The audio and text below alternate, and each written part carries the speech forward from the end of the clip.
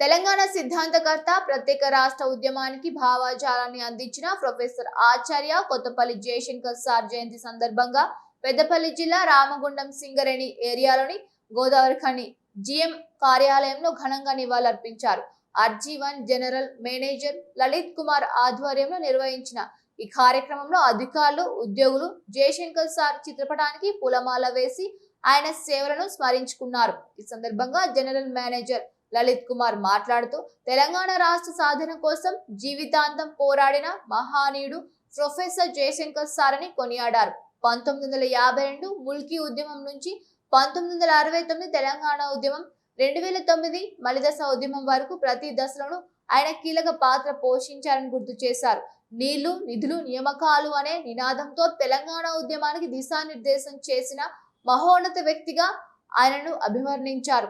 అలాగే జయశంకర్ సార్ ఆశయాలు, సిద్ధాంతాలు, క్రమశిక్షణ నేటి తరానికి ఆదర్శమని పేర్కొంటూ సింగరేణి కార్మికులు, ఉద్యోగులు ఆయన స్ఫూర్తితో సంస్థ అభివృద్ధికి మరింత కృషి చేయాలని పిలుపునిచ్చారు. ఈ కార్యక్రమంలో సింగరేణి వివిధ విభాగాల అధికారులు, కార్మిక సంఘాల నాయకులు, ఉద్యోగులు పెద్ద సంఖ్యలో పాల్గొన్నారు.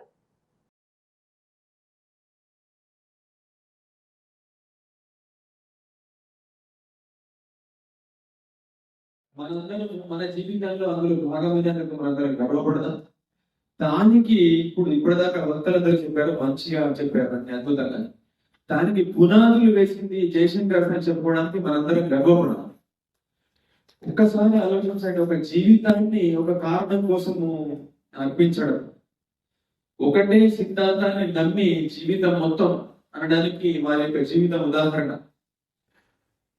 అట్లనే ఒక పోరాటంలో ఒకనాటితో వచ్చిందా రాలేదు, కొన్ని దశాబ్దాల పాటు వారు చేసిన పోరాటం, అలుపెరగని పోరాటం అంటే ఇదే ఉదాహరణ. అలుపెరగని పోరాటం అంటే ఇదే ఒక మంచు.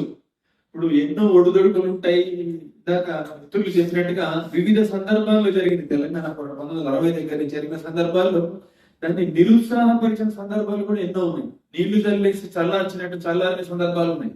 అట్లనే ఆయన వెనకకు పోలేదు. పోకుండా ఆ పట్టు వదలని యొక్క దానిలాగా అదే సంకల్పాన్ని పట్టుకొని దశాబ్దాలు చేసి చివరికి ఒక రాజకీయ మార్గాన్ని ఎంచుకొని ఈనాడు తెలంగాణను మనం అనుభవిస్తున్న యొక్క ఫలాలు